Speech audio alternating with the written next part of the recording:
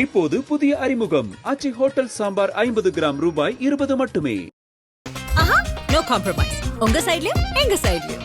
It's a GT promise. GT Holidays, South India's #1 travel brand. தமிழர்களின் #1 choice Tamil matrimony. Author நேயர்களுக்கு அன்பு வணக்கம். வளைகுடா நாடுகளில் மிகப்பெரிய ஒரு போர் பதட்டம் நீடிச்சுக்கிட்டு இருக்கு. அப்படி எல்லாமே நம்ம பார்த்துட்டு இருப்போம். இப்போ அதுல மிக முக்கியமான ஒரு தகவலாக நம்ம பார்க்க மறந்த ஒரு விஷயம் அப்படிங்கிறது இருக்கு. நம்ம தொடர்ச்சியான அப்டேட்ஸ்ல கொடுத்துட்டு இருந்தோம். பாகிஸ்தான் வெர்சஸ் ஆப்கானிஸ்தான் இந்த போர் அப்படிங்கிறது எந்த மாதிரி போயிட்டு இருக்கு அப்படிங்கிற தகவல் நம்ம தொடர்ச்சியா பார்த்துட்டு இருந்தோம். நடுவுல இப்போ இந்த ஈரான் மீதான அமெரிக்கா இஸ்ரேலுடைய இந்த போர் தொடங்கியதால அது பெரிய அளவுல அங்க என்ன நடக்குது அப்படிங்கறத அந்த நியூஸ் கவரேஜ் கம்மியாயிடுச்சு. ஸோ இன்னைக்கு மெயினா அதை பார்ப்போம். அதை ஒட்டி இப்போ பாகிஸ்தான்ல இருந்து தொடங்குறோம் அப்படின்னா இந்த ஆப்கானிஸ்தான் பாகிஸ்தான் இருவருக்கும் இடையிலான இந்த போர் இதை பார்க்கறதுக்கு முன்னாடி இப்போ கரண்டா நடந்துட்டு இருக்கக்கூடிய ஒரு டெவலப்மெண்ட் பார்ப்போம். ஈரானுடைய supreme leader Ayatollah Ali Khamenei கொல்லப்பட்டார். அமெரிக்கா அதுக்கப்புறம் இஸ்ரேல் நடத்திய அந்த ஆபரேஷன்ல அவர் கொல்லப்பட்டது அதிகாரப்பூர்வமாக அறிவிக்கப்பட்டிருக்கிறது. ஈரானுடைய அதிகாரப்பூர்வ அறிவிப்பும் வெளியாகி இருக்கிறது. கிட்டத்தட்ட 7 நாட்கள் அரசு விடுமுறை, அதுக்கப்புறம் 40 நாள் இந்த மௌனம் அனுசரிக்கப்படும் அப்படின்னு ஈரானோட அரசு தெரிவிச்சாச்சு. ஒண்ணு.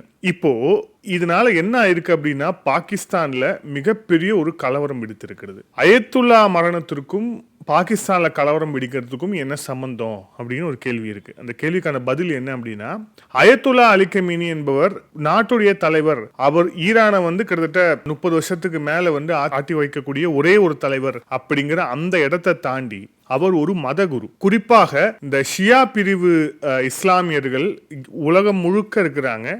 அவங்க எல்லாருடைய மதகுருவும் அவர் தான். பாகிஸ்தான்ல கிட்டத்தட்ட கணிசமான அளவுல அவங்களுடைய டேட்டா படி பார்த்தோம் அப்படின்னாலே கிட்டத்தட்ட ஒட்டுமொத்த பாப்புலேஷன்ல பாகிஸ்தானுடைய பாப்புலேஷன்ல கிட்டத்தட்ட 6% மேல ஷியா முஸ்லிம்கள் தான் இருக்கிறாங்க. ஸோ இப்போ என்ன நடந்திருக்கு அப்படின்னா, அவருடைய அந்த மரணத்திற்கு ரிவெஞ்ச் எடுக்கணும், அதாவது பதிலடி கொடுக்கணும் அப்படிங்கிற அந்த ஒரு இதுல அவருடைய ஆதரவாளர்கள் உலகம் முழுக்க போராட்டம் நடத்திட்டு இருக்கிறாங்க. ஈரான்ல ரிவெஞ்ச் கொடுத்தே ஆகணும் அப்படின்னு அவருடைய ஆதரவாளர்கள் தெருவுல இறங்கி போராட்டம் நடத்திய காட்சியில நாமளே பார்த்தோம். இப்போ பாகிஸ்தான்ல இருக்கக்கூடிய கராச்சியில இருக்கக்கூடிய US எம்பசி, அதாவது அமெரிக்காவுடைய தூதரகத்தின் வெளியே ஷியா பிரிவு இஸ்லாமியர்கள் கூடி போராட்டம் நடத்தியிருக்கிறாங்க. அதாவது இந்த மாதிரி ஒரு போராட்டம் அப்படிங்கிறது மிக நிச்சயமாக எல்லா இடத்துலையும் நடக்க தான் செய்யும். அதை தடுக்கவே முடியாது. போராட்டம் அதை கட்டுப்படுத்த வேண்டிய வேலை தான் அங்க இருக்கக்கூடிய ஆட்சியாளர்களுக்கு. ஆனா இந்த பாகிஸ்தான்ல இருக்கக்கூடிய இந்த இஸ்லாமாபாத் முட்டாள் ஆட்சியாளர்களுக்கு ஒரு விஷயத்தை எப்படி ஹேண்டில் பண்ணுங்கிறது ஆரம்பம் முதல் தெரியவே தெரியாது. அப்படிங்கிறதால இப்ப என்ன ஆயிருக்குன்னா, அந்த போராட்டக்காரர்கள் மீது துப்பாக்கி சூடு நடத்தப்பட்டு ஷியா பிரிவை சேர்ந்த கமேனியோடைய ஆதரவாளர்கள் 8 பேர் கொல்லப்பட்டிருக்கிறார்கள்.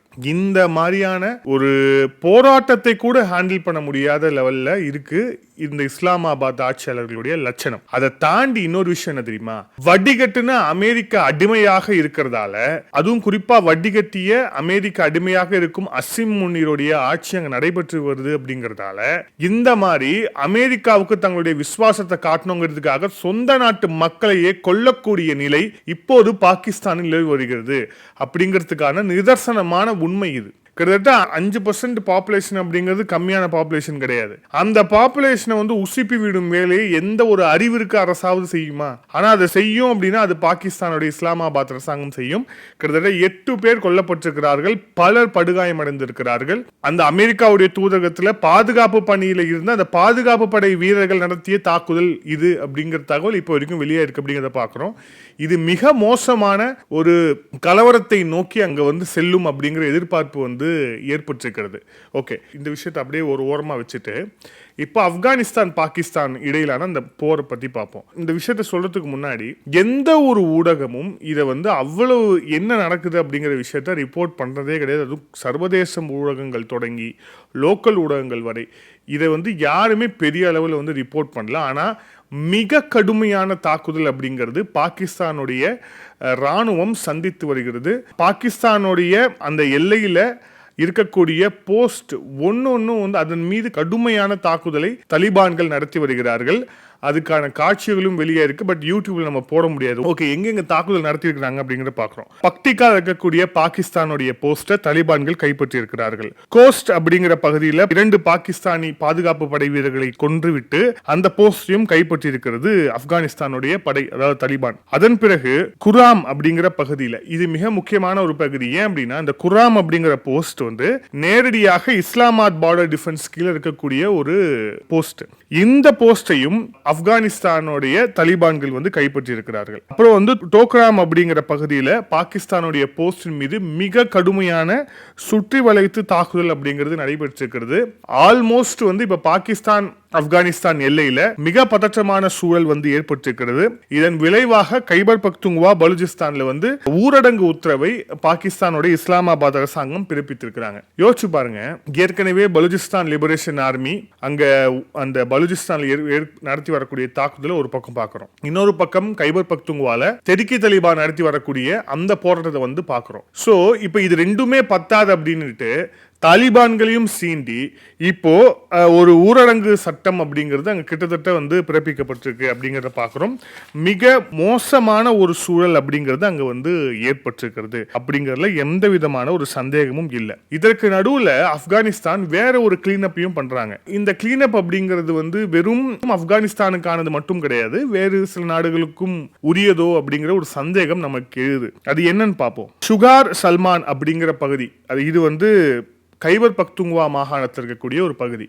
இந்த பகுதியில் இருக்கக்கூடிய ஒரு ISIS கேம்பை டார்கெட் பண்ணி ஆப்கானிஸ்தானுடைய தாலிபான்கள் தாக்குதல் நடத்தியிருக்கிறாங்க. அந்த தாக்குதலில் அந்த கேம்ப் வந்து சுக்குநூறா உடஞ்சி அங்கே ட்ரைனிங்ல இருந்து ISIS தீவிரவாதிகள் கொல்லப்பட்டிருக்கிறார்கள் அப்படிங்கிறத பார்க்கிறோம். ISIS மீது நேரடியாக வந்து கை வைத்திருக்கிறது தாலிபான்கள். இது வந்து அதுவும் இன்னொன்னு என்னன்னா, இது வந்து பாகிஸ்தானுடைய ஆதரவு பெற்ற அங்க இருக்கக்கூடிய அந்த நாசக்கார உளவு அமைப்பான ISI ஏற்பாட்டில் இயங்கக்கூடிய ஒரு கேம்ப்.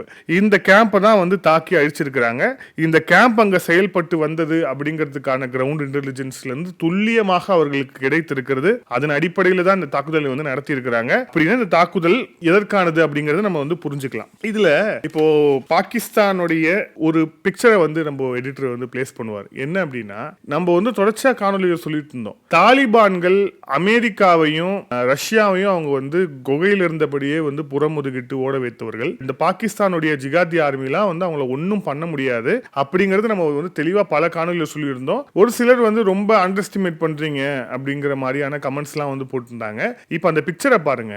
தாலிபான்கள் பாகிஸ்தான் ஆர்மி ஆளுங்க போட்டுட்டு இருந்த பேண்ட்டை வந்து கையில் வச்சிருக்காங்க. இந்த நிலைமையில் தான் உண்மையிலே அந்த இஸ்லாமாபாத் இருக்கக்கூடிய அந்த அசிம் முனிர் அந்த பாகிஸ்தான் ஆர்மியை வழிநடத்திட்டு இருக்கிறான். கைபர் பக்துங்வா, பலுச்சிஸ்தான் உள்ளிட்ட மாகாணங்கள்ல போஸ்டிங்க்கு போறதுக்கே வந்து எந்த ஆர்மி ஆளுங்களும் தயாராக இல்லை. அங்க இருக்க போலீஸ் ஸ்டேஷன்ஸ் எல்லாத்துலயுமே தாக்குதல் நடத்திருக்காங்க. அப்படிங்கறதால அரசு நிர்வாகம் அப்படிங்கிறது முழுமையாக வந்து ஸ்தம்பித்திருக்கக்கூடிய ஒரு சூழல்ல யோசிச்சு பாருங்க, இந்த பாகிஸ்தானுடைய ஆர்மி அப்படிங்கிறது கம்பேரிட்டிவ்லி ஆப்கானிஸ்தான் ஆர்மியோட பெரிய ஆர்மி, அவங்கள விட ட்ரெயின்டு ஆர்மி. ஆனா பாகிஸ்தான் ஆர்மி ஆளுடைய பேண்ட்டை வந்து கையில வச்சு சுத்திட்டு இருக்காங்க தாலிபான்னா, அப்ப எந்த அளவுக்கு மோசமான ஒரு அடியை வந்து பாகிஸ்தான் ராணுவம் ஆப்கானிஸ்தான் கிட்ட வாங்கியிருக்கும் அப்படிங்கிறதுக்கு வந்து இது ஒன்னே சாட்சி. சரி, வெறும் ஆப்கானிஸ்தான் நடத்தின தாக்குதலே சொல்றீங்க, பாகிஸ்தான் தாக்குதல் நடத்தலையா அப்படின்னா, பாகிஸ்தானும் தாக்குதல் நடத்தியிருக்கிறாங்க. ஆனா அந்த ஸ்கேல் அப்படிங்கிறதும் அவர்கள் யாரை கொலை செய்தார்கள் அப்படிங்கிறதும் மிக முக்கியமான விஷயம். ஏற்கனவே ஆப்கானிஸ்தான் பாகிஸ்தான் தொடர்பாக போன காணொலியில ஒரு மருத்துவமனையின் மீது, ஆப்கானிஸ்தான்ல கிட்டத்தட்ட ஒரு 20 பெட் போட்டிருக்கக்கூடிய ஒரு மருத்துவமனையின் மீது பாகிஸ்தான் ஆர்மி தாக்குதல் நடத்தினாங்க அப்படின்னு நம்ம பதிவு பண்ணியிருந்தோம். இப்பவும் கிட்டத்தட்ட அதே மாதிரிதான் நார்மல் சிவிலியன்ஸை வந்து அவங்க டார்கெட் பண்ணி வந்து அவங்க வந்து கொலை செய்து வருகிறார்கள். யாரு? பாகிஸ்தானுடைய ஆர்மி. மாறாக ஆப்கானிஸ்தானுடைய தாலிபான்கள் என்ன பண்றாங்க அப்படின்னா, அந்த எல்லையில அவங்க மிக கடுமையான தாக்குதலை வந்து பண்ணிட்டு இருக்காங்க. அதே டைம்ல பாகிஸ்தானுடைய ராணுவத்தை குறிவைத்து இந்த தாக்குதலை வந்து நடத்திட்டு இருக்காங்க. இதுல இன்னொரு சிக்னிபிகண்டான ஒரு விஷயத்தை பாருங்க. செப்டம்பர் மாதம் 2025, அதாவது போன வருஷத்துல சவுதி அரேபியாவுக்கும் பாகிஸ்தானுக்கும் இடையே ஒரு ஒப்பந்தம் வந்து கையெழுத்தானது. அது என்னன்னா, ஸ்ட்ராட்டஜிக் மியூச்சுவல் டிஃபென்ஸ் அக்ரிமெண்ட் அப்படிங்கிற பேர்ல ஒரு அக்ரிமெண்ட் வந்து சைன் ஆனது. இதன் அடிப்படையில் வந்து இவங்க என்ன சொன்னாங்க, என்ன பில்டப் விட்டாங்க இஸ்லாமாபாத் ஆட்சியாளர்கள் அப்படின்னா, இனிமே வந்து சவுதி யாராவது அடிச்சா நாங்க போவோம், எங்களை அடிச்சா சவுதி வரும் அப்படின்ட்டு வந்து சொல்லியிருந்தாங்க. கிட்டத்தட்ட ஒரு 4-5 நாட்களாக, ஒரு வாரமாக தாலிபான்கள் இவங்களை வந்து போட்டு புரட்டி எடுத்துக்கிட்டு இருக்கிறாங்க. அதே மாதிரி இவங்களுடைய பாகிஸ்தான் ஆர்மியோடைய பேண்ட்டை கழுத்தி சுத்தி வந்து விளையாடிட்டு இருக்கிறாங்க. இந்த அளவுக்கு மோசமான ஒரு அடியை வந்து ஆப்கானிஸ்தான் கொடுத்துட்டு இருக்குது. என்ன ஏதுன்னு கூட சவுதி வந்து கேட்கல. அப்போ இந்த நீங்க போட்ட அக்ரிமெண்ட் இருக்குல்ல, இதுல என்ன பயன் இருக்கு அப்படிங்கிற அந்த ஒரு விஷயம் வந்து எழுது. இதுல வேற அந்த பாகிஸ்தான்ல இருக்கக்கூடிய ஒரு அறிவுஜீவி ஒரு குரூப் இருக்கு. அவங்க என்ன எழுதுனாங்கன்னா, இனிமே இந்தியா வந்து பாகிஸ்தான் மீது கை வைப்பது அப்படிங்கிறது அந்த அளவுக்கு ஈஸி கிடையாது. இந்த அக்ரிமெண்ட் சைன் ஆயிடுச்சு, எதுனாலும் சவுதி வரும். ஆப்கானிஸ்தான் அடிச்சே சவுதி வரல, இப்ப இந்தியா அடிச்சு சவுதி வருமா? சவுதிக்கும் இந்தியாவுக்கும் ஒரு நல்ல ரிலேஷன் அப்படிங்கிறது ஏற்கனவே இருக்கு. ஸோ அது இருக்கக்கூடிய அந்த சூழல்ல ஆப்கானிஸ்தான் என்ற நாடு வந்து போட்டு புரட்டி எடுத்துக்கிட்டு இருக்கிறாங்க. அதுக்கே வந்து எட்டி கூட பார்க்கல சவுதி. அப்ப இந்த போட்ட அக்ரிமெண்ட் அப்படிங்கிறது வெறும் பேச்சுக்கு, சும்மா இந்த MOU சைன் பண்றதுன்னு சொல்லுவாங்க இல்லையா, அது வெறும் இந்த MOU சைன் பண்றதுங்கிறது இவ்வளோன்னு சொல்லி சைன்ல தான் இருக்குமே தவிர அது வந்து நடைமுறைக்கே வராது. கிட்டத்தட்ட இவங்களுடைய டிஃபென்ஸ் அக்ரிமெண்ட்டும் வந்து கிட்டத்தட்ட அது வந்து நடைமுறைக்கே வராத ஒரு சூழல் தான் வந்து நீடிச்சிட்டு இருக்கு அப்படிங்கிற பார்க்கிறோம். இதுதான் இவர்களுடைய லட்சணம். ஸோ இந்த பதிவோட இறுதியா ஒரு முடிப்போம். ஈரான் மீது அமெரிக்கா அப்புறம் இஸ்ரேல் வந்து கோஆர்டினேட்டடா ரொம்ப ஒருங்கிணைந்த வகையில தாக்குதலை வந்து நடத்திட்டு இருக்காங்க. இப்போ ஒரு சில அன்கன்ஃபர்ம்டு நியூஸ் என்ன சொல்லுது அப்படின்னா, அமெரிக்காவுடைய போர் விமானங்கள், அதாவது ஈரான் மீது அவங்க தாக்குதல் நடத்துவதற்கு அமெரிக்காவின் போர் விமானங்கள் பலுஜிஸ்தானை வந்து பயன்படுத்தி இருக்கிறாங்க. பலுஜிஸ்தான் பகுதியை அவங்களுடைய விமானத்தை தரை இறங்குவதற்கும் அதே மாதிரி வந்து ஏறதுக்கு, அப்புறம் வந்து ஈரான் மேல போய் தாக்குதல் நடத்துவதற்கு பலுஜிஸ்தானை வந்து பயன்படுத்தி இருக்கிறாங்க அப்படின்னு வந்து சொல்லியிருக்கிறாங்க. இது பச்சை துரோகம். இத வேற ஒரு சித்தாந்தத்தை கொண்ட நாடு, இப்ப இந்தியா வேற ஒரு சித்தாந்தத்தை கொண்ட நாடுன்னு சொல்றாங்களே, இந்தியா கூட இந்த வேலையை வந்து செய்யாது, நாம ஒரு காலமும் செய்ய மாட்டோம். ஆனா இவர்கள் பாருங்க, ஒரே மதத்தை சேர்ந்தவர்கள் தான், ஆனா வெவ்வேறு பிரிவுகளா இருந்தாலும் கூட பல இடங்கள்ல ஈரான் வந்து இவங்களுக்கு வந்து துணையாக வந்து நின்று இருக்கிறது அப்படிங்கறத பாக்குறோம். அதே மாதிரி ஒரு நல்ல ஒரு ஒருங்கிணைந்த ஒரு ரிலேஷன்ஷிப்பை இந்தியா கூட அவங்க மெயின்டைன் பண்றாங்க தான். ஆனா ஒரு நாளும் ஈரான் அழியணும் அப்படின்னும், ஈரானை அழிப்பதற்கு துணை நிற்போம் அப்படின்னும் ஒரு முறை கூட இந்தியா வந்து எங்கேயுமே அந்த மாதிரியான ஸ்டாண்டை வந்து எடுத்தது இல்லை. இன்னும் கேட்டா சித்தாந்தத்தில் வேற ரீதியா இருந்தாலும் கூட பல உதவிகள், உணவுல இருந்து தானிய உணவுகளை அனுப்புறதுல இருந்து பல உதவிகளை இந்தியா வந்து மறைமுகமாகவும் நேரடியாகவும் செய்து வந்தே இருக்கிறது ஈரானுக்கு. ஆனா இந்த துரோகிகள் ஈரான்ல இருந்து கள்ள மார்க்கெட்ல இருந்து வந்து எல்லை தாண்டி பெட்ரோலை கொண்டு வந்து பொழப்பு நடத்தக்கூடிய இந்த இஸ்லாமாபாத் நாய்கள் என்ன பண்றாங்க அப்படின்னா, பலுஜிஸ்தானை அவங்களுடைய சொந்த இடத்தை அதை வந்து அமெரிக்காவுக்கு வந்து பயன்படுத்த கொடுத்துருக்காங்க அப்படிங்கிற தகவல் வந்து இருக்கிறது. இந்த தகவல் வந்து உண்மை அப்படிங்கிறது தான் இப்போ ஓரளவுக்கு வரக்கூடிய நியூஸ் அப்படிங்கிறது வருது. இதன் ஃபுல் அண்ட் ஃபுல் வந்து அமெரிக்காவுடைய ராணுவமும் அதுக்கப்புறம் வந்து பாகிஸ்தானுடைய ISIயும் இதை வந்து கோஆர்டினேட் பண்ணியிருக்கிறாங்க அப்படிங்கிற தகவல் வருது. இதை உறுதிப்படுத்தும் விதமா ஒரு விஷயம் இருக்கு பாருங்க. ஒரு நாள் முன்னாடி ஹெலிகாப்டர்ல ஏற போறதுக்கு முன்னாடி ட்ரம்ப்பை வந்து அங்க இருக்கக்கூடிய செய்தியாளர்லாம் கேட்பாங்க இந்த ஆப்கானிஸ்தான் பாகிஸ்தான் போற பத்தி. Pakistan, it's a great country. Oh, Pakistan PM is a great leader. Especially Pakistan's Chief Marshal. Oh, he's a very good man. He's a very brave man. அப்படின்னு சொல்லிட்டு பாகிஸ்தானுடைய ஆட்சியாளர்கள் அவ்வளோ பெரியவர்கள், அவ்வளோ ரொம்ப பவர்ஃபுல்லானவங்க, திறமையானவங்க அப்படின்னு வந்து ட்ரம்ப் உருட்டு எல்லாத்துக்குமே வந்து பின்னணியில் என்ன இருக்குன்னா இந்த உதவி இருக்கு. ஈரானுக்கு பாகிஸ்தான் செய்திருப்பது பச்சை துரோகம். எப்படி வந்து வளைகுடால துபாயில இருந்து கத்தார்ல இருந்து போட்டு வந்து ஈரான் பதிலடி தாக்குதல் நடத்திட்டு இருக்கிறதோ, நியாயமாக அந்த மாதிரியான ஒரு தாக்குதல் அப்படிங்கிறது பாகிஸ்தானோட இஸ்லாமாபாத்லயே நடக்கணும், அசிம் முனிரை நோக்கி நடத்தப்படணும். ஏன்னா இந்த மாதிரியான ஒரு துரோகத்தை வேற யாருமே அவங்களுக்கு வந்து செய்தது கிடையாது. ஆனா இதை கன்ஃபார்ம் பண்ற வரைக்கும் மிக நிச்சயமா அவங்க வெயிட் பண்றாங்க அப்படிங்கிற ஒரு தோணல் வந்து இருந்துகிட்டே இருக்கு. பொறுத்திருந்து பார்ப்போம் என்ன நடக்குதுன்னு. இன்னும் பல அப்டேட்ஸ் இருக்கு. அடுத்த காணொலியில் இன்னும் விரிவாக பல விஷயங்களை வந்து பார்ப்போம். இன்னொரு காணொலியில் சந்திப்போம். அதற்கு நன்றி, வணக்கம்.